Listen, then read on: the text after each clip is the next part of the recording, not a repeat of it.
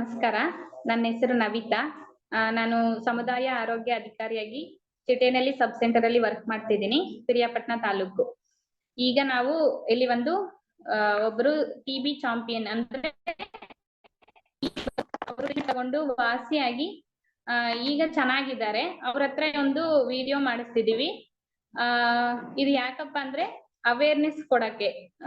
ಈ ಅಂದ್ರೆ TB ಬಂದಿರೋರು ತುಂಬಾ ಎದುರ್ಕೊಡ್ತಾರೆ, ಟ್ರೀಟ್ಮೆಂಟ್ ತಗೊಳಲ್ಲ. ಸೊ ಇದೇನು ಆಗ್ಬಾರ್ದು, ಮುಂದೆ ನಾವು TB ಮುಕ್ತ ಭಾರತ ಮಾಡ್ಬೇಕು ಅನ್ಕೊಂಡಿರೋದ್ರಿಂದ ಇವರಿಂದ ಒಂದು ಅವೇರ್ನೆಸ್ ಕೊಟ್ರೆ ಎಲ್ಲರಿಗೂ TB ಬಗ್ಗೆ ಗೊತ್ತಾಗುತ್ತೆ ಅಂತ ಒಂದು ಉದ್ದೇಶದಿಂದ ನಾನು ಅವರ ಬಗ್ಗೆ ಇಂಟ್ರೊಡ್ಯೂಸ್ ಮಾಡ್ತೀನಿ.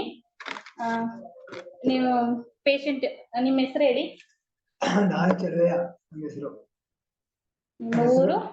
ಹೆಸರು ಚೆಲುವಯ್ಯ ಅಂತ ಹೇಳಿ, ಕುಳಗಳ್ಳಿ ಗ್ರಾಮ, ಪಿರಿಯಾಪಟ್ಟಣ ತಾಲೂಕು. ಓಕೆ. ನಿಮ್ ಮನೆಯಲ್ಲಿ ಯಾರು ಇರ್ತೀರಾ? ನಮ್ಮ ಮನೇಲಿ 2 ಮಕ್ಕಳವೆ, ನಾನು ಹೆಂಡತಿ, ನಾನು. ಓಕೆ. ನಿಮಗೆ TB ಬಂದಿದೆ ಅಂತ ಹೇಗ್ ಗೊತ್ತಾಯ್ತು? ಏನ್ ಸಿಂಪ್ಟಮ್ಸ್ ಇತ್ತು ನಿಮ್ಗೆ? TB ಬಂದಿದೆ ಅಂತ ಗೊತ್ತಾಗಿಲ್ಲ ನಮಗೆ, ಈ ಕಾಯಿಲೆ ಅಂತ ಗೊತ್ತೇ ಇಲ್ಲ ನಮಗೆ.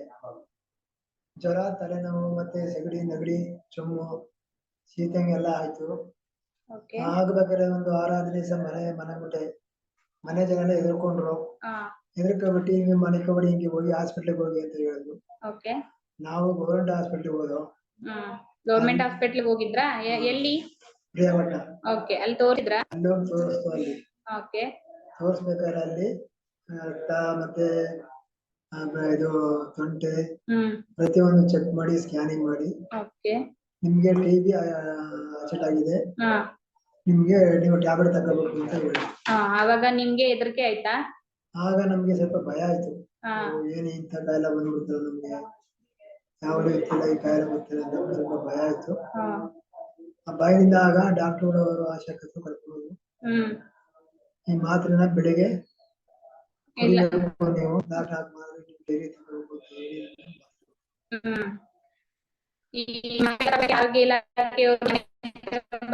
ನೀವೇ ಹೋಗಿ ತಗೊಂತಿದ್ರಾ?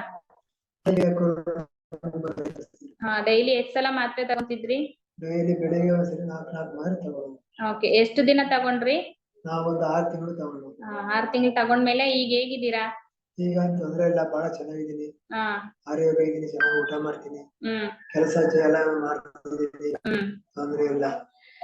ಮತ್ತೆ ನಿಮ್ಗೆ ಸರ್ಕಾರದಿಂದ ಏನಾದ್ರು ದುಡ್ಡು ಏನಾದ್ರು ಬರ್ತಿದ್ದ ತಿಂಗಳು? ಸರ್ಕಾರದಿಂದ ನಮಗೆ ತಿಂಗಳ 500 ರೂಪಾಯಿ ಕ್ಯಾಶ್ ಕೊಡ್ತಿದ್ರು. ಅದೇನಕ್ಕೆ ಉಪಯೋಗಿಸಿದ್ರಿ? ಅವರೇ ಬಂದು ಮನೆ ಹತ್ರ ಕೊಟ್ಟೋಗಿದ್ರು. ಬ್ಯಾಂಕಿಗೆ ಕಳಿಸ್ತಿದ್ರು, ನಮ್ಮ ಅಕೌಂಟ್ಗೆ. ಅಲ್ಲಿ ಹೋಗಿ ತಗೊಳ್ಳೋದು ನಾವು.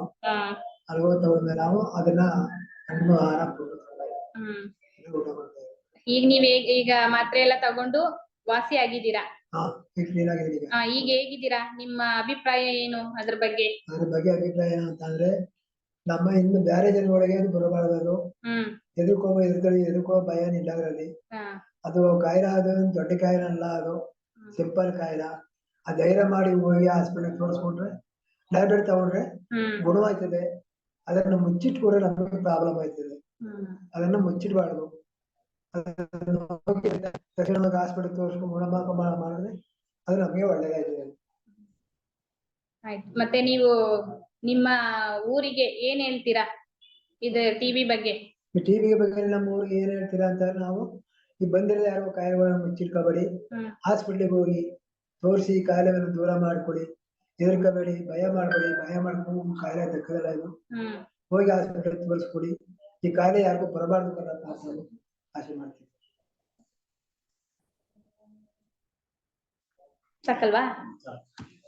ಬೇರೆ ವಿಡಿಯೋಗಳಲ್ಲಿ ಏನು ಮಾತಾಡ್ತಿದ್ದೀವಿ.